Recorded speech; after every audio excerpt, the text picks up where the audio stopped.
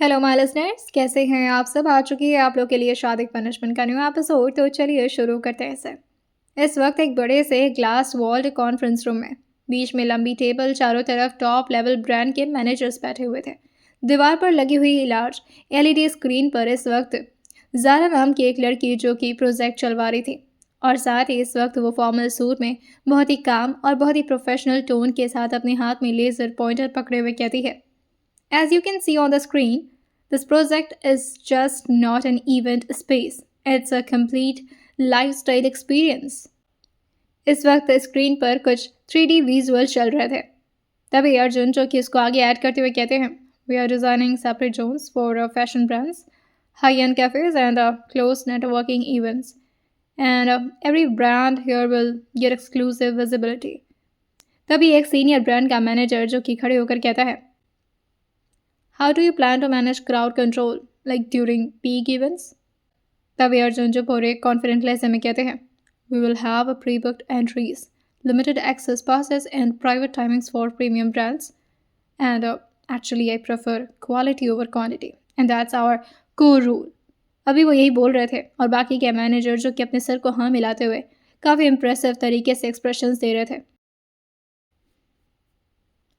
वहीं इन सारी मीटिंग के दौरान ही अर्जुन का फ़ोन जो कि अचानक से वाइब्रेट होना शुरू हो गया था, और इस वक्त उस फ़ोन को कनेक्ट किया गया था एलईडी स्क्रीन के साथ, जिसकी वजह से बार बार कॉल्स जो कि डिस्टर्ब करते हुए सारी मीटिंग को परेशान कर रहे थे, और वहाँ के बैठे हुए मैनेजर्स को भी।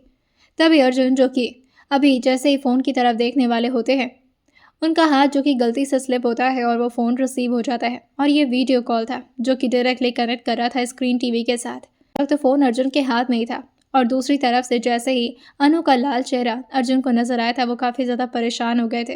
वेदिका जो कि इन सारे मैटर को सॉल्व करते हुए जल्दी से आगे की तरफ बढ़ती है, और अभी वो एलईडी स्क्रीन को ऑफ कर पाती है उससे पहले ही अर्जुन जो कि अपना हाथ दिखाते हुए कहते हैं, स्टे देयर। और फिर वो सामने बैठी अनु की तरफ देखकर पूछते हैं, व्हाट हैपेंड? अनु जो बहुत ही गुस्से में कहती है, उठ गया फ़ोन महाराज जी। हाँ, याद आ गई मेरी। कितने टाइम से आपको कॉल करी हूँ, आपको अंदाज़ा भी है? ठीक है, मैं ही हूँ जो खाली होकर के दिन भर बस आपको याद करती रहती हूँ। आप घर आइए, आपको तो मैं बता रही हूँ, झाड़ू से मार पड़ेगी आपको। और ये सारी बातें इस वक्त सारे मैनेजर्स क्लियरली सुन पा रहे थे, और उसके साथ ही अनु के एक्सप्रेशन को भी देख पा रहे थे। उसकी क्यूट सी शक्ल, उसकी शक्ल को देखकर कोई नहीं कह सकता था कि वो इतनी खतरनाक बातें कर सकती है, वो भी ऐसे 6 फुट 3 इंच के आदमी से। अर्जुन जो चुपचाप होकर के अनु की सारी बातों को अच्छे बच्चों की तरह सुनते जा रहे थे। अनु जो आगे फ्रस्ट्रेट होते हुए कहती है, मैं कब से आपको याद कर रही थी, मैं कितनी अकेले पड़ गई हूँ यहाँ पर। एक तो मेरी दोस्त भी चली गई, और आप भी मेरा फ़ोन नहीं उठा रहे थे। कहाँ थे अभी तक? हाँ, पहले मुझे ये बताइए, आप थे कहाँ पर? मैं सिर्फ हैरिश के साथ वक्त बिता पा रही हूँ, वो भी बोर हो गया है, पता नहीं कहाँ चला गया है वो भी। मुझे कुछ अच्छा नहीं लग रहा है। और हाँ, एक और बात, मैं आपसे बात नहीं करूँगी, मैं ये बताने के लिए फ़ोन की थी कि मैं आपसे कितना गुस्सा हूँ। और दोबारा से ना मुझे कॉल मत करिएगा, मैं आपको ब्लॉक करने जा रही हूँ। और ये बोल करके उसने फ़ोन को कट कर दिया था। तभी अर्जुन तुरंत ही बिना देरी किए अनु को दोबारा से कॉल कर दिए थे। 2-3 बार के कॉल पर तो उन्होंने फ़ोन नहीं उठाया था, लेकिन बार बार कॉल करने पर अनु परेशान होकर के दोबारा से फ़ोन उठाते हुए कहती है, अब क्या है? और दोबारा से अर्जुन ने वीडियो कॉल ही किया था, क्योंकि अनु को इस तरह से बड़े से स्क्रीन पर देख करके उन्हें बहुत अच्छा लग रहा था। और वहीं वो अनु को शांत करते हुए कहते हैं, relax, I am really sorry, मैं बिजी था।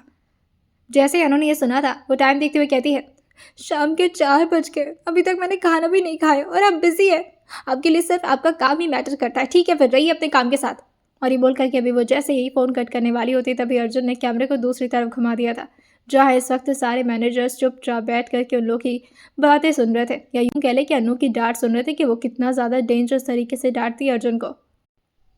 जैसे ही अनु ने उन सारे लोगों को देखा था, वो एकदम से मुंह बनाते हुए कहती है, ये लोग कौन है? ये सब क्या दिखा रहे हैं आप?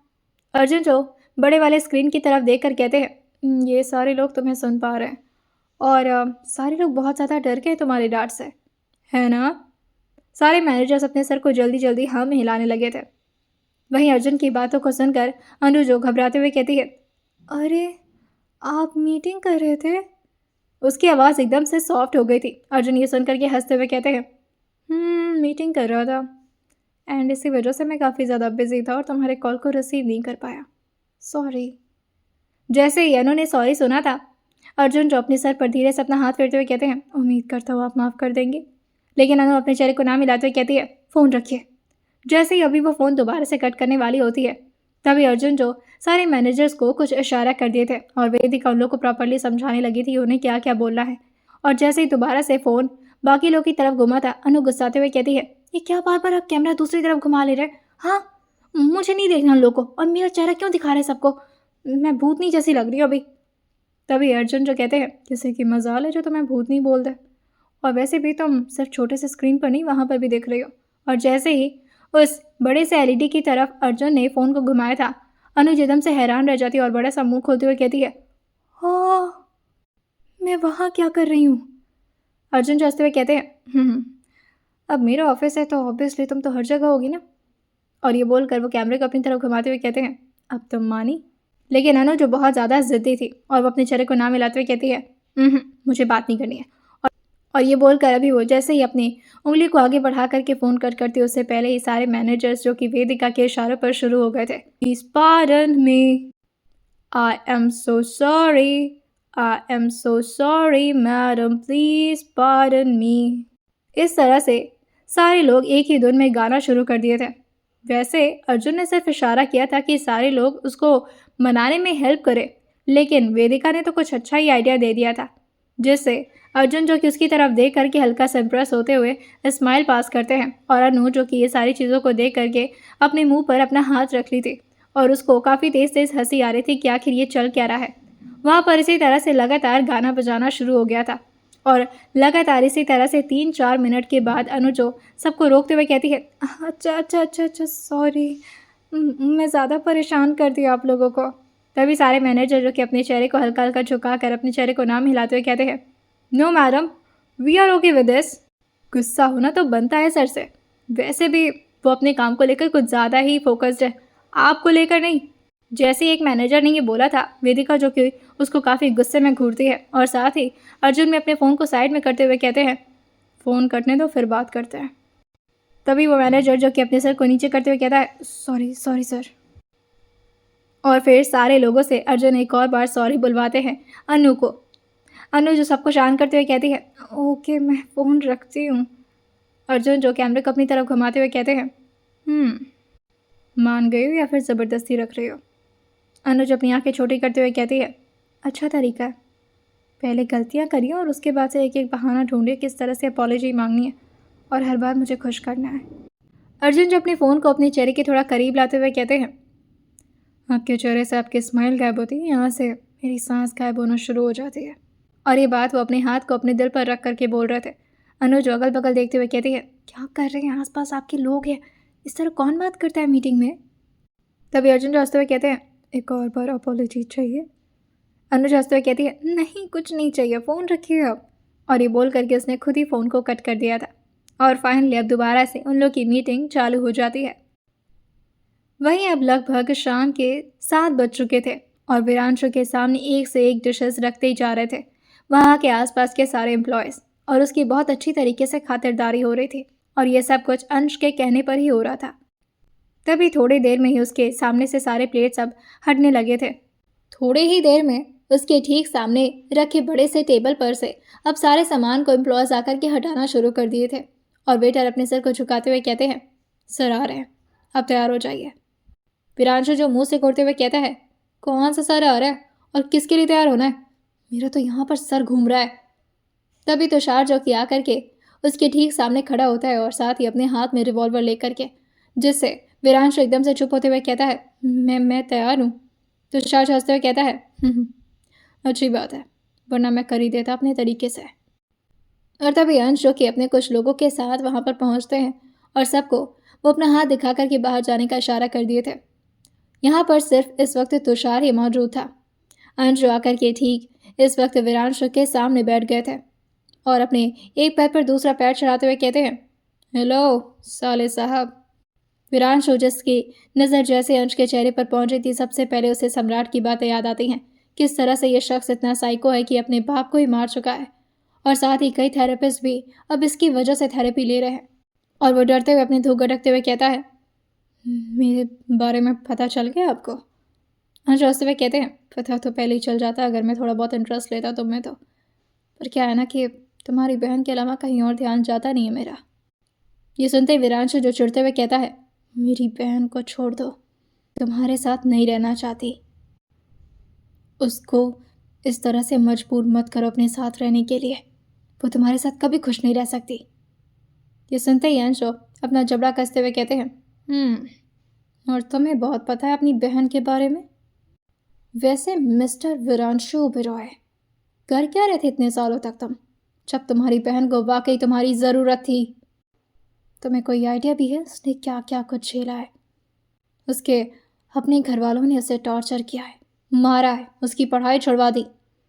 अगर आज वो तुम्हारे साथ रहती जहाँ तुम रह रहे थे, अगर वो लाइफस्टाइल उसे मिली होती तो दर दर की ठोकरें नहीं खानी पड़ती तुम्हारी बहन को। एक वक्त था जब उसके पास रहने के लिए जगह नहीं थी, उसे भागकर यहाँ पर आना पड़ा मेरे पास। और अब जब सब कुछ उसकी लाइफ में ठीक हो गया है तो दोबारा से उसकी ज़िंदगी बर्बाद करने के लिए आ गए तुम, और तुम्हें लगा कि ये मैं होने दूंगा। वीरांशु जो कि अंश की सारी बातों को ध्यान से सुनते हुए कहता है, मेरी बहन की सेफ्टी की जिम्मेदारी हमेशा से मेरी थी। हाँ, मैं उसे हर मौके पर तो नहीं बचा सकता था, लेकिन जहाँ जहाँ ज़रूरत पड़ी है ना, मैं बिना उसके सामने आए उसे बचाने की पूरी कोशिश किया हूँ। और अगर तुम्हें इस बात का कोई आइडिया नहीं तो मैं बताना शुरू करता हूँ। मिस्टर अंश मल्होत्रा, जिस बुढ़े ने मेरी बहन का रिश्ता मांगा था, आज वो बुढ़ा हॉस्पिटल में एडमिट है। मुझे अपनी बहन के बारे में सब कुछ पता है। जब उसे रेड लाइट एरिया में ले जाए कि अब मेरा दिल दहल गया था। मैंने इतनी कोशिश की कि मैं दुबई से यहाँ पर आ जाऊँ, लेकिन मैं नहीं आ सकता था तुम लोगों की वजह से। और इसी वजह से उस मिनिस्टर जो कि उसके साथ कुछ बहुत ही गलत करने वाला था, मैंने उसकी मीटिंग अरेंज करवाई थी ताकि मेरी बहन को कोई हाथ ना लगा सके। और हाँ, ये मत समझना कि मैं डर करके वहाँ पर छुपा हुआ था। मैं सिर्फ अपनी माँ और अपने पापा का दिया हुआ वादा निभा रहा था। जब तक मैं पूरी तरह सक्सेसफुल नहीं हो जाता मैं यहाँ नहीं आ सकता था, क्योंकि फिर मेरे अंदर हिम्मत नहीं होती ना तुम और तुम्हारे ख़ानदान से लड़ने की। लेकिन इस बार मैं पूरी तैयारी के साथ आया हूँ, और इस बार अपनी बहन को कुछ नहीं होने दूंगा। डर होगा कि तुम प्यार से उसे छोड़ दो, वरना वरना कोर्ट में मिलते हैं। ये सुनते ही अंश और वीरांशु की तरफ देखकर बहुत ही कॉन्फिडेंट लहजे में कहते हैं, कोर्ट में तो सिर्फ तुम्हें मेरे नौकर मिलेंगे। कोर्ट की इतनी औकात नहीं कि अंश मल्होत्रा वहाँ पर जाएं। वीरांशु तभी गुस्से में खड़ा हो गया था, लेकिन अंश उसे इशारा करते हुए कहते हैं, बैठो, कुछ और बातें करनी है तुमसे। पहली बार मिल रहे हो अपने जीजा जी से, थोड़ी इज्जत कर लो। और जहाँ तक बात रही अंश और समायरा की, तो इन दो नामों को एक दूसरे से अलग करने वालों को भून कर रख दूंगा मैं। बेहतर तुम्हारे लिए यही होगा कि अब जो हो रहा है उसे होने दो। समायरा मेरे साथ बहुत खुश है, मैं उसे अपने आप से अलग नहीं होने दे सकता। और तभी अंश जो कि जैसे ही देखता है कि वीरांशु भी कुछ बोलने वाला है, वो जोर से टेबल पर हाथ मारते हुए कहते हैं, और अगर वो खुश नहीं भी होती है तब भी मैं उसे खुश कर लूँगा किसी ना किसी तरीके से। और फिर वो धीरे धीरे आगे बढ़ करके वीरांशु की तरफ हल्का सा झुकते हुए टेबल का सहारा लेते हुए कहते हैं, लेकिन अगर किसी ने हमारे बीच आकर टांग अड़ाने की कोशिश की तो टांग के साथ साथ उस आदमी की हिम्मत भी तोड़ दूंगा। अंश अपने आप को काम डाउन करके ज़बरदस्ती अपने चेहरे पर स्माइल लाने की कोशिश कर रहे थे, और फिर वो एक बार समायरा के नाम को याद करते और फिर उस लड़की को ध्यान से देखते हुए कहते हैं, तुम्हें कोई आइडिया भी नहीं है कि समायरा अंश के लिए कितनी मैटर करती है। जिस तरह उनकी आंखों में इस वक्त लालिमा नजर आ रही थी, वीरांशु जो कि उनके इस चेहरे के एक्सप्रेशन को देखकर ही डर रहा था, क्योंकि साइकोपन अब उनके दिमाग पर चढ़ता जा रहा था, ये सोच सोच करके कि कोई उनको समायरा से अलग कर सकता है। वैसे तो वो ये कभी होने नहीं देने वाले थे, लेकिन इसके बावजूद भी किसी और के दिमाग में ये ख्याल आ रहा है और वो शख्स ठीक उनके सामने खड़ा है, वो कैसे अपने आप के हाथ को कंट्रोल कर पा रहे हैं उसे मारने से, ये सिर्फ वही समझ रहे थे। और वो आगे कहते हैं, तुम्हारी बहन मेरी बीवी लगती है, मेरी मेडिसिन है, मेरी थेरेपिस्ट है, मेरी राहत है। और फिर अपने दिल पर अपना एक हाथ रखते हैं और दूसरा हाथ वीरांशु के कंधे पर रखते हुए कहते हैं, अगर मैं शरीर हूँ ना तो इस शरीर के अंदर वो जान भरती है, उसके बिना मैं कुछ भी नहीं हूँ। अपनी लाइफ में बहुत कुछ खो दिया है मैंने, और अब उसे खोने की हिम्मत नहीं है मुझ में। और फिर वो आगे कहते हैं, और मैं इससे ज़्यादा प्यार से तुम्हें समझा नहीं पाऊंगा। शायद ये आखिरी बार है जब मैं प्यार से बात कर रहा हूँ, वो भी उस शख्स से जो मेरी समायरा को मुझसे अलग करने के बारे में सोच रहा है। बेहतर होगा कि तुम अपने दिमाग से ये घटिया ख्याल निकाल दो, अगर अपने आप को जिंदा देखना चाहते हो तो। और हाँ, ये मत समझना कि कोर्ट में जाकर के तुम मैटर को सॉल्व कर लोगे। वैसे तुम्हारे लिए कोर्ट का दरवाज़ा खुला हुआ है, जाकर एंजॉय करो वहाँ पर। लेकिन इस उम्मीद को अपने दिमाग में मत ही बांधना कि तुम समायरा को मुझसे दूर ले जा सकते हो। बात अगर उस लड़की की आती है ना, तो जितनी भी लाशें बिछानी पड़े, आई डोंट केयर। और उसमें से अगर एक लाश उसके खुद के भाई की भी हो तो मुझे उससे भी फर्क नहीं पड़ता। और ये बोलकर अंश, जो कि उसके कंधे पर टैप करते हुए कहते हैं, समझदारों के लिए इशारा काफ़ी होता है। उम्मीद करता हूँ कि अगली बार हम मिलें तो प्यार से। और ये बोलकर वो वहाँ से बाहर की तरफ निकलने लगते हैं। तुषार, जो कि अभी भी वीरांशु की तरफ ही घूर रहा था, वीरांशु जो कि तुषार की तरफ घूरते हुए कहता है, अब क्या चाहिए मुझसे? तुषार, जो कि अपने हाथ के लिए उस गन को अपने पॉकेट के अंदर डालते हुए कहता है, फिलहाल तो कुछ नहीं, लेकिन अगर तुमने ये डील फाइनल नहीं की तो शायद तुम्हारी जान चाहिए होगी। और वैसे मैं तुमसे मांगूंगा नहीं, वो तो मैं तुम्हारे शरीर से वैसे ही निकाल दूंगा। और ये बोलकर वो हंसते हुए वहाँ से निकल गया था। वीरांशु, जो अपना सर पकड़कर चेयर पर बैठते हुए कहता है, मेरा दुश्मन असल में है कौन? अंश, सम्राट, जयचंद्र या वो शेखर? इससे वो शेखर तो निकल गया, अब इस अंश को संभालना है। सम्राट से हाथ मिला ही लेता हूँ, वरना ये अंश तो मार ही डालेगा मुझे। बिल्कुल सही कह रहा था सम्राट। और वो जयचंद्र मल्होत्रा भी, जिसने अपने बाप तक को मार दिया, वो मुझ पर क्यों रहम खाएगा? क्या करूँ, मैं फंस गया हूँ। तभी एक वेटर, जो कि वीरांशु के पास आकर कहता है, सर आपको और कुछ खाना है? वीरांशु, जो जल्दी से खड़े होकर कहता है, हाँ, एक काम करो, मुझे ही पका करके मुझे ही खिला दो, पागल कर देंगे सब मुझे। और ये बोलकर वो जल्दी से वहाँ से भागना शुरू कर दिया था। तभी एक गाड़ी आकर के उसके ठीक सामने रुकी थी, और ये चौधरी की गाड़ी थी, जिसे तुषार ने लोकेशन भेज करके बुलवाया था। ऐसे ही वीरांशु को ठीक ठाक सलामत देखते वो पूछते हैं, क्या किया इन लोगों ने? आपके साथ कुछ किया तो नहीं? वीरांशु, जो परेशान होते हुए कहता है, खाना खिलाया, खातिरदारी की और बढ़िया बढ़िया धमकी दिया। मुझे समझ में नहीं आ रहा मैं क्या करूं। वीरांशु के लिए वाकई बहुत ही अजीब बात है कि ऐसे भी लोग एग्जिस्ट करते हैं, इस तरह से इतने खूंखार और इतने डकैत लोग। और वो इसी तरह डकैत का नाम लेकर के अंश को एड्रेस करते हुए कहता है, वाकई अजीब पागल इंसान है। सम्राट ने एक एक बात सही बोली थी, और वो पागल इंसान अब मेरे पीछे पड़ गया है। उसे लगता है कि अगर मैं अपनी बहन को अपने साथ लेकर जाऊंगा और उसे अलग कर दूंगा तो फिर वो मर जाएगा। बेचारी मेरी बहन किस तरह से झेलती होगी इस आदमी को। थोड़ी देर में अब अंश की गाड़ी पूरे मेंशन के सामने आकर के रुकी थी, और फिर जैसे ही वो अंदर की तरफ एंटर हुए थे, वो बहुत ही रश में गाड़ी से उतरते हैं। और आज वो कुछ ज़्यादा ही जल्दी में लग रहे थे, जैसे अंश के दिमाग में बहुत सारी बातें चल रही हों। और समायरा, जिसे एहसास हो गया था इस वक्त विंडो ग्लास से कि अब अंश की गाड़ी अंदर की तरफ आ चुकी है, यानी कि अंश अब अंदर की तरफ मौजूद हो चुके हैं, जिससे वो जल्दी से जाकर के बेड पर लेट चुकी थी और पूरी तरह से अपने आप को ब्लैंकेट से कवर कर ली थी। वैसे तो आज उसका पूरा दिन खुद को ब्लैंकेट में कवर किए हुए बीता था, लेकिन इस वक्त वो अंश के सामने उनको फेस तक नहीं करना चाह रही थी, और वो अपने आप को जल्दी से छुपा लेती है ब्लैंकेट के अंदर। अंश, जो कि लेफ्ट में एंटर होते हैं और अपने हाथ में लिए फ़ोन की तरफ देख रहे थे, जहाँ पर इस वक्त उन्हें बहुत सारे नोटिफिकेशंस आए हुए नज़र आ रहे थे। आज बहुत सारी चीज़ें उन्होंने पेंडिंग पर डाल करके कंपनी को पूरी तरह से इग्नोर करते हुए अपनी समायरा के पास आना ज़्यादा ज़रूरी समझा था। वो क्रिश से कहते हैं कि सारी मीटिंग्स को पोस्टपोन करो, और सारी मीटिंग्स जो कि अब परसों के बाद रखी जाएंगी, क्योंकि परसों मिस्टर खुराना के साथ इंपॉर्टेंट मीटिंग थी, और उसके बाद ही वो अपने काम पर दोबारा से फोकस करना शुरू कर पाएंगी, क्योंकि फ़िलहाल तो उनका दिमाग कहीं और पर ही चल रहा है। आज जैसे ही आकर के अपने रूम के ठीक बाहर खड़े हुए थे, हैंडल पर हाथ जाते ही वो अपने चेहरे पर एक स्माइल लेते और एक गहरी से सांस भरते, ताकि उनका गुस्सा, जो कि पूरी तरह से उनके शरीर से बाहर निकल जाए।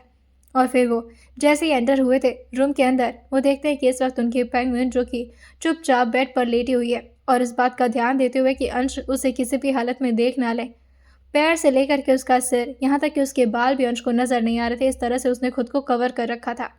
उसको इस हालत में देख कर अंशु धीरे धीरे उसकी तरफ आगे बढ़ते हुए स्माइल करते हुए कहते हैं, मैडम जी। समारा जो से सुनाई तो दे दिया था अंश की आवाज़, लेकिन वो बिल्कुल इस तरह से बिहेव कर रही थी कि वो तो बस जिंदा लाश बन चुकी है। उसे तो कुछ भी सुनाई नहीं दे रहा, उसे कुछ भी नहीं पता है। अंशु धीरे धीरे उसके सर के बालों को अपने हाथों से टच करते हैं और ब्लैंकेट को उसके सर से नीचे करते हुए कहते हैं, अब उठ भी जाओ।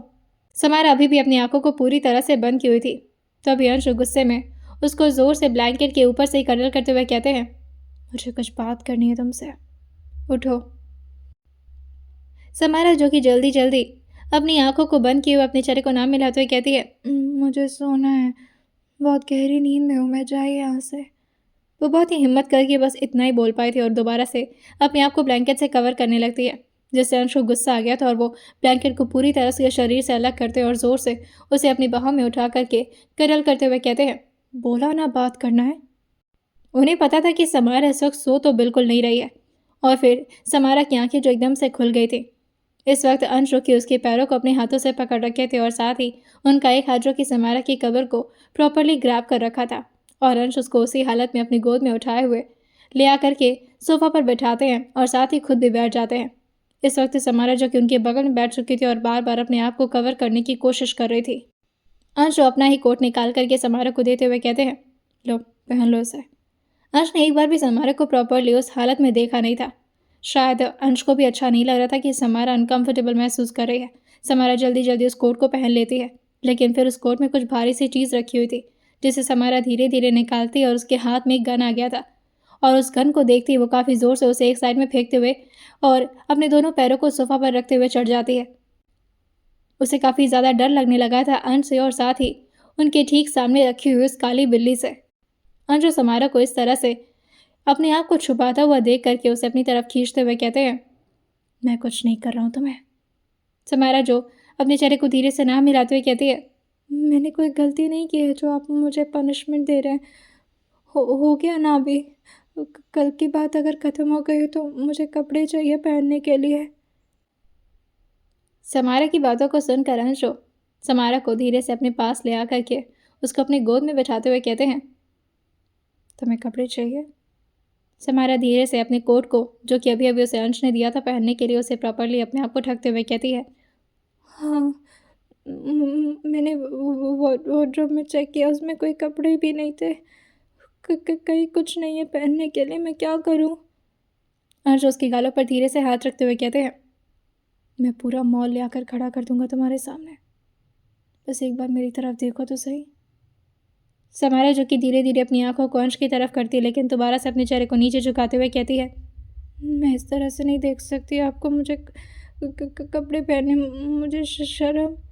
तभी अंश उसके गालों को हल्का सा अपने हाथ से पिंच करते हुए कहते हैं, शर्मा रही हो बटवा, ऐसा तो कोई चीज़ है नहीं जो मैंने अब तक देखा ना हो तुम्हारे शरीर का। समारा जो कि ये सुन करके अंश के चेहरे को और ज़्यादा अवॉइड करने लगी थी और अपने चेहरे को अब वो दूसरी तरफ ही पूरी तरह से घुमा लेती है। तभी अंश उसके आ रहे बालों को जो कि उसके कान के पास आकर के उसे तंग कर रहे थे उसे पीछे करते हुए कहते हैं, मैं तुम्हारे लिए कपड़े लेकर आता हूँ, तुम यहीं पर वेट करो। समारा जॉन से कहती है, मच्छरदानी जैसा कपड़ा मत लेते आएगा, मुझे अच्छा कपड़ा चाहिए। अंश जो अपने सर को हाँ मिलाते हुए कहते हैं, जैसा आपका हुक्म मैडम। और ये बोल करके वो कमरे से बाहर निकल गए थे। लगभग 5 मिनट के अंदर अंश जो समारा के लिए कुछ बैग्स लेकर आते हैं और उसमें से एक कपड़ा निकाल करके उसे समारा की तरफ आगे बढ़ा दिए थे। और ये कपड़ा जो कि बच्चों जैसा था, ये एक डंगरी थी, जिसे देख करके समारा खुश होते हुए जल्दी से खड़े होते हुए कहती है, ये पहनूंगी मैं। अंश हंसते हुए कहते हैं, इसमें तुम्हारा पूरा पार्ट कवर रहेगा, ऊपर से नीचे तक, चलेगा। समारा खुश होते हुए कहती है, हाँ, ऐसे कपड़े तो मुझे बहुत पसंद है। और ये बोलकर अभी वह जैसे ही अंश के हाथों से वह कपड़ा लेने वाली होती है, तभी अंश उस कपड़े को छोड़ने तो वाले नहीं थे और उसी कपड़े के बहाने अंश उसको खींचते हुए कहते हैं, मैं पहनाऊँ। समारा ये सुनकर के डरते हुए कहती है, नहीं मैं पहन लूँगी, आप क्यों पहनाएंगे। तभी अंश कहते हैं, प्लीज़ मैं पहनाता हूँ ना। और ये बोलकर वो उसके कंधे से धीरे धीरे अपना कोट नीचे करना शुरू कर देते हैं, जिससे समारा जो कि काफ़ी ज़्यादा अनकंफर्टेबल महसूस करते हुए कहती है, नहीं मैंने कहा ना मैं पहन लूँगी। लेकिन अंश उसके साथ थोड़ी ज़बरदस्ती कर रहे थे और साथ ही अपने चेहरे पर एक क्यूट से स्माइल लिए हुए। और अब समारा को थोड़ा गुस्सा आ जाता है और वो झुंझलाते हुए कहती है, कहा ना मैंने कि मैं पहन लूँगी। एक बार में बात समझ नहीं आती है कि आपको कल से परेशान में परेशान किए जा रहे हैं। जैसे ही उसका इतना चिल्लाना हुआ था, पूरे कमरे में दोबारा से एकदम से सन्नाटा छा गया था जैसे उसकी बात खत्म हुई थी। और अंश जो कि बस चुपचाप उसको देख रहे थे और फिर उसका कपड़ा उसके हाथ में थमाते हुए कहते हैं, ओके, तुम खुद पहन लो। और ये बोल करके वो बिल्कुल चुपचाप खड़े हो गए थे। तभी समारा जो कि कपड़े को लेकर के ज़बरदस्ती अपने चेहरे पर स्माइल लाती और जैसे तैसे करके हिम्मत करते हुए अंश के चेहरे की तरफ देखती है कि आखिर ये कहीं शख्स गुस्सा तो नहीं हो गए। वो अंश के ठीक बगल से पीछे रखे गन को देखती है और अंश के चेहरे को देख करके दोबारा से स्माइल करते हुए कहती है, वो सॉरी, गुस्सा मत करिएगा, मैं तो बस ऐसे ही बोल। अंश उसको जाने का इशारा कर दिए थे ड्रेसिंग रूम की तरफ। समारा जो बिना कुछ सोचे समझे जल्दी से उस कपड़े को अपने हाथ में पकड़ी थी और उसी हालत में जल्दी जल्दी वो ड्रेसिंग रूम की तरफ भागती है और पीछे मुड़ करके एक और बार वो अंश की तरफ देखी थी कि कहीं वो अपनी बंदूक की तरफ आगे तो नहीं बढ़ रहे। समारा के दिमाग में बस एक ही बात चल रही थी जब से शालिनी जी और जयचंद्र की बात उसने सुनी थी कि अंश उसकी छोटी सी भी गलती पर उसे जान से मार सकते हैं। वो जल्दी से दरवाज़ा बंद करती है और अपने दिल पर हाथ रखते हुए गहरी गहरी सांसें भरते हुए कहती है, अब बाहर कैसे निकलूंगी? इतना तेज चिल्लाने की क्या ज़रूरत थी? पागल पागल हो गया मैं। एक तो यहाँ पर अकेले हूँ, कोई बचाने वाला भी नहीं है मुझे। तभी अंश कुछ सोचते हुए पीछे की तरफ मुड़ गए थे। अभी तक तो उनके चेहरे पर स्माइल थी, लेकिन फिर वो थोड़ा हैरान होकर के खुद को शीशे की तरफ ध्यान से देखते हुए आगे बढ़ते हुए कहते हैं, what the hell, am I smiling because उसने मुझे डांटा है? और ये बोल करके वो खुद के ही बालों पर अपना हाथ फेरते हुए कहते हैं, मुझे गुस्सा नहीं आ रहा। और फिर धीरे धीरे अपनी आंखों को उठा करके अपने आप को मिरर में देखते हुए कहते हैं, वेट अ मिनट, मुझे गुस्सा क्यों नहीं आ रहा है? वो मुझ पर चिल्ला कर गई है। और अंश मल्होत्रा। और फिर वो खुद के रिफ्लेक्शन को देखते हुए आगे की तरफ बढ़ते बढ़ते अपने हाथों को मिरर पर ले जाकर के रखते हुए कहते हैं, तुम्हें गुस्सा क्यों नहीं आ रहा? कम ऑन, गुस्सा करो अंश, तुम्हें गुस्सा करना ही होगा। और ये बोल करके वो अपने कॉलर को ठीक तरीके से करते हुए अपने टाई को हल्का सा लूज करते हैं और फिर अपने शर्ट के ऊपर के कुछ बटन्स को खोलना शुरू कर देते हैं। धीरे धीरे उन्होंने अपनी टाई को भी निकाल करके साइड में फेंक दिया था और अपने स्लीव्स को ऊपर की तरफ फोल्ड ही कर रहे थे कि तब तक धीरे से दरवाज़ा खुल जाता है। समारा काफ़ी डरते डरते दरवाज़ा खोली थी। तभी अंशु कहते हैं, आ गई तुम? अंश ने ये बोला बहुत ही स्ट्रिक्ट वे में था और खुद को मिरर में देखते हुए कहते हैं, वेरी गुड, अब इस टोन को मेंटेन रखना। मैं बताता हूँ मेरे सामने कैसे चिल्लाई है। और फिर वो सामने शीशे की तरफ ही देखते हुए समारा से कहते हैं, इधर आओ। अभी तक उन्होंने समारा की तरफ देखा नहीं था। समारा जो कि धीरे धीरे आगे की तरफ बढ़ती है और अपने हाथों को आगे की तरफ एक दूसरे के साथ बांधे हुए अपने सिर को झुकाए हुए अंश के ठीक पीछे आकर खड़ी हो जाती है। अंश अपने वॉच को अब निकाल करके टेबल पर रखते हैं और वहीं अपने स्लीव्स को फोल्ड करते हुए वो समारा से कहते हैं, तुम्हारी हिम्मत कैसी है मुझे इस तरह बोल। उनका बस इतना ही बोलना हुआ था कि वो कहते कहते अपनी बात को बीच में ही रोक देते हैं। और फिर समारा जो कि उनके इतने लंबे पॉज को सुन करके वेट कर रही थी कि शायद आगे अंश कुछ बोलेंगे, आगे अंश कुछ बोलेंगे, लेकिन अंश तो बिल्कुल म्यूट हो चुके थे। समारा धीरे धीरे अपनी पलकों को उठाकर अंश की तरफ देखती है और फिर अपनी आंखों को 2-3 बार झपकाते हुए पूछती है, ये क्या हुआ? अंश उसकी बातों को सुन करके अभी भी बिल्कुल कॉन्शियस में नहीं थे। वो उसकी तरफ ही बस चुपचाप देखे जा रहे थे। समारा जो कि अपने हाथों को धीरे से अपने दूसरे हाथ से छुड़ा करके अपने बालों को पीछे करते हुए कहती है, क्या हुआ? आप कुछ कह रहे थे? अंश अचानक से होश में आते हुए कहते हैं, हाँ हाँ, मैं कुछ कह रहा था। समारा जो धीरे से स्माइल करते हुए कहती है, हाँ हाँ, आप क्या कह रहे थे? मैं वो मैंने जो तेज से बोला ना, वो मैं सब बोलना नहीं चाह रही थी। गलती से निकल गया था, मेरी आवाज़ तेज़ हो गई थी अचानक से, वरना मैं क्यों ऐसा करूँगी?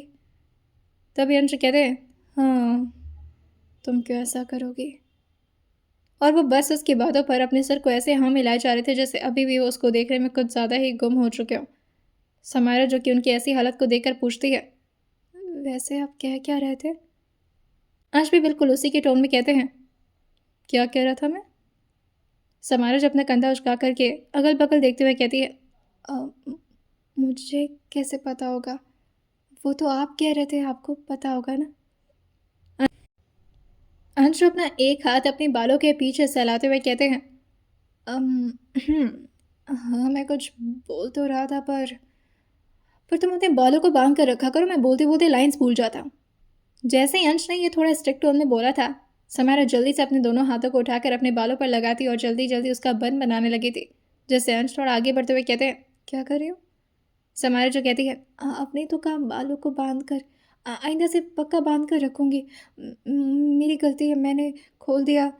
तभी अंश उसके दोनों हाथों को बालों से हटा करके अपने हाथों में लेते हुए कहते हैं, वैसे अच्छी लगती हो, बाल खोल कर ही रहा करो। समारा जो कन्फ्यूज़ होते हुए कहती है, अब अभी तो बोले बाल बांध कर। तभी अंशु अपनी सारी बातों को भूल करके उसके चेहरे को ले जा करके अपने सीने से टच कराते हुए कहते हैं, एक बात बताओ? समारा धीरे से पूछती है, हाँ। अभी भी वो डर रही थी कि आखिर कहीं अंश उसे उसी तेज आवाज़ के बारे में तो नहीं बात करने वाले, या फिर कल जो भी उसने कुछ बोल दिया था उसके लिए दोबारा तो उसे पनिशमेंट नहीं मिलने वाली। और फिर उसे एक और डर याद आता है, कहीं ये मुझसे वो इंग्लिश वाले सेंटेंसेस ना पूछना शुरू कर दे। अभी तो पूरा याद भी नहीं हुआ है मुझे। उसको इतना फ्रस्ट्रेट देख करके अंश जो कि मिरर की तरफ ही देखते हैं, जहाँ इस वक्त समारा का चेहरा उन्हें क्लियरली दिखाई दे रहा था। उनका भी चेहरा इस वक्त मिरर की तरफ घुमा हुआ था और साथ ही समारा का भी। समारा जैसे ही अभी मिरर की तरफ ध्यान से देखती है, उसकी आंखें जो कि इस वक्त जाकर के अंश की निगाहों से लड़ गई थी मिरर के थ्रू। अंश धीरे धीरे उसके बालों पर अपना हाथ चलाते हुए कहते हैं, बहुत डरती हो मुझसे? समारा जो धीरे से अपने चेहरे को हाँ मिलाते हुए कहती है, हाँ, आप आपसे क्यों नहीं डरूंगी। उसको इतना परेशान देखकर कि अंश उसके चेहरे की तरफ देखते और अपने दोनों हाथों को उसकी गालों पर धीरे धीरे सहलाते हुए कहते हैं, मत डरा करो, मैं तुम्हें कुछ नहीं करूँगा। समारा जो अपनी आंखों को उठाकर देखते हुए कहती है, आपने तो कल से ही शुरू कर रखा है, पता नहीं क्या क्या कर रहे थे आप। वादा करते हो मैं आपसे हमेशा इसी तरह डर कर रहूँगी। जैसे ही अंश ने यह सुना था, वो अपनी आंखों को थोड़ी छोटी करके उससे कहते हैं, मैंने कहा ना मुझसे डरने की ज़रूरत नहीं है। तुम डांटती हो तो अच्छी लगती हो, डरते हुए नहीं। और जहाँ तक बात रही, कल तुमने गलती की थी और गलती की सज़ा तो मिलनी चाहिए ना। समायरा जो कि हर बात पर अंश के हाँ में हाँ मिला रही थी। तभी अंश आगे कहते हैं, अगर तुम इस तरह मुझसे डरती रही तो फिर जिस दिन तुम्हें मौका मिलेगा तो मुझसे दूर हो जाओगी, है ना? समायरा जो कि अंदर तो कुछ और ही कह रही थी, लेकिन बाहर से वो अंश के सामने ये कैसे मान सकती थी कि वो वाकई अंश से दूर जाना चाहती है। और वो धीरे से कहती है, नहीं, ऐसा क्यों करूँगी। लेकिन अंश उसके फीलिंग्स को समझते हुए कहते हैं, क्योंकि मैं तुम्हें बहुत डरा कर रखता हूँ, तुम्हें शायद मैं अच्छा नहीं लगता ना। समारा ने जैसे ये सुना था, सच कहे तो उसके पास भी इसका कोई जवाब नहीं था। और वो अपने मन में कुछ और सोच रही थी और अपनी ज़ुबान पर शायद उसके कुछ भी नहीं आ रहा था। और वह किसी गहरी सोच में बस डूब जाती है। अंश उसको इस तरह से शांत देख करके उसे दोबारा पूछते हैं, तुम वाकई मुझे पसंद नहीं करती? समारा जो कि इसका कोई जवाब नहीं देना चाह रही थी, लेकिन अंश के एक और बार पूछते ही अंश की आंखें जो कि उसकी तरफ बहुत ही उम्मीद से देख रही थी, जिससे वो धीरे से अपने चेहरे को हाँ मिलाते हुए कहती है, "अम, आप बुरे नहीं हैं, अच्छे हैं, पर गुस्से में बहुत डरावने लगते हैं, जैसे बैंगन होता है ना, बिल्कुल वैसे।" जैसे ही समारा ने बैगन बोला था, अंश डिस्कस्टिंग सा मुंह बनाते हुए कहते हैं, आर यू कॉलिंग मी बैंगन? समारा जो कि अपने सिर को हाँ मिलाते हुए कहती है, हाँ, वही जो अपने मुंह से आग निकाल देते हैं। ये सुनते ही अंशु कुछ सोचते हुए हल्का सा मुस्कुरा कर कहते हैं, यू मीन ड्रैगन? हाँ। समारा जो कहती है, हाँ, वैसे ही कुछ था, वही लगते हैं आप, बिल्कुल आग निकालने वाले जानवर। अंशु दोबारा से उसके चेहरे को अपने सीने से लगाते हुए कहते हैं, तुम बहुत क्यूट हो यार। और एक और बात बता दो तुम्हें। समाया जो उम्मीद कर रही थी कि अंश कुछ अच्छा ही बोले, तभी अंश ने उसको शॉक करते हुए कुछ ऐसा कहा था जो कि वाकई उसको किसी सोच में दोबारा गुम कर दिया था। तुम्हारे बिना सांस लेना मुश्किल है। अगर कभी दूर गई तो इस बात को याद रखना कि मेरी मौत की जिम्मेदार तुम होगी। तुम्हारे साथ रहकर सबसे लड़ सकता हूँ, लेकिन अगर तुम मुझसे दूर गई ना, तो मैं खुद से हार जाऊँगा समायरा। और ये बोलते हुए उनके होंठ जा करके समारा के फोरहेड पर टच हो रहे थे और धीरे से उसके फोरहेड पर वो किस करते हुए कहते हैं, आई लव यू। अगर प्यार इसे कहते हैं तो आई एम फीलिंग इट। और साथ ही वो अपनी फीलिंग्स को आगे कन्फेस करते हुए कहते हैं, मैं नहीं रह पाऊंगा तुम्हारे बिना। मैं उस वक्त को सोच कर ही डर जा रहा हूँ जिस वक्त तुम मेरे साथ नहीं होगी। और फिर वो हल्का सा उससे दूर होकर के उसके दोनों हाथों को पकड़कर अपने घुटनों पर बैठते हुए कहते हैं, तुम कभी मुझसे दूर नहीं जाओगी ना। समारा के अंदर अंदर इस वक्त भूचाल आ गया था इन सारी बातों को सुनने के बाद। कहाँ वो इस वक्त ये सोच रही थी कि वो जल्दी से यहाँ से कहीं से कूद फांद करके भाग जाए, और अंश की सारी बातें उसे किसी और ही फैसले को लेने पर मजबूर कर रही थी। जिस तरह से अंश खुद घुटनों के बल इस वक्त समारा के सामने बैठे हुए थे, समारा को समझ नहीं आ रहा था वो इसका क्या जवाब दे। दोनों हाथों की उंगलियों पर धीरे धीरे अपने थंब को रब करते हुए धीरे से उसके हाथों पर किस करते हुए कहते हैं, प्लीज़ जस्ट टेल मी तुम मुझसे दूर नहीं जाओगी। समारा जिसकी आंखों से आंसू उसके चेहरे पर आने लगा था, और फिर वो धीरे से अपने चेहरे को ना मिलाते हुए कहती है, अगर आप मुझे नहीं डांटेंगे तो नहीं जाऊंगी, पर आप डरावनी बन जाएंगे तो मैं भाग जाऊंगी। मुझे डांटा मत करिए और डराया भी मत करिए। आज अपने सर को हाँ मिलाते हुए कहते हैं, हाँ मैं नहीं डराऊंगा, तो मैं कभी नहीं डराऊंगा। और समारा जो एक और कंडीशन रखते हुए कहती है, और आप किसी को मारिएगा भी मत। उसने इतने सॉफ्टली रिक्वेस्ट किया था, और वो अपने चेहरे को दोबारा से हाँ मिलाते हुए कहते हैं, मैं किसी को नहीं मारूंगा अनटिल एंड अनलेस वो कोई गलती ना करे। और ये बोलकर वो धीरे से खड़े होकर के समारा को ज़ोर से हक करते हुए कहते हैं, हम हमेशा ऐसे ही साथ रहेंगे, है ना। समारा भी इस बात पर ज़ोर से अंश को गले लगाते हुए कहती है, हाँ हम हमेशा साथ रहेंगे। और इस वक्त उसे एक बात की खुशी थी कि अंश शायद इंग्लिश वाली बात भूल चुके हैं कि किस तरह से उन्होंने सुबह समारा को दोबारा से पढ़ने के लिए कहा था। लेकिन अंश अपने एक काम को अच्छी तरीके से याद रखते थे, और वो धीरे से उसका हाथ पकड़ते हुए उसको अपने साथ बेड पर ले आकर के बिठाते हैं और बगल पे रखे ड्रॉर के बुक की तरफ देखते हुए कहते हैं, पढ़ाई की आज।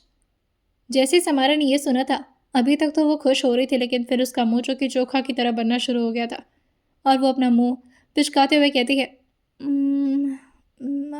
हाँ किया था। तभी अंश कहते हैं, ओके सो थोड़ी सी क्वेश्चनिंग हो जाए। समारा जो मुंह बनाते हुए कहती है, और अगर जवाब सही नहीं मिला तो। और अभी तो आप अच्छी अच्छी बातें कर रहे थे ना, ये पढ़ाई की बात कहाँ से आ गई बीच में।